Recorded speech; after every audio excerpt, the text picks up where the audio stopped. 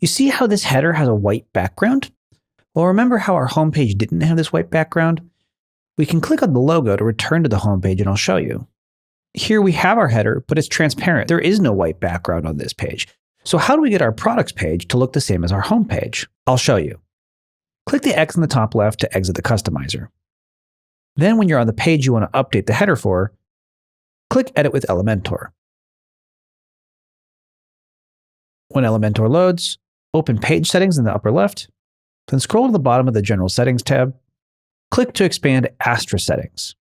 Scroll to the bottom of that, and you'll see a section called Advanced Settings, and within that, there is a transparent header section. Right now, this shows disabled, or yours might not even show that an option is checked. To enable a transparent header for this page, click Enabled. Now, unfortunately, it won't show up until you publish the page. So let's go ahead and click Preview Changes, this green button here, and then we'll click Publish in the upper right. And then we can refresh the page.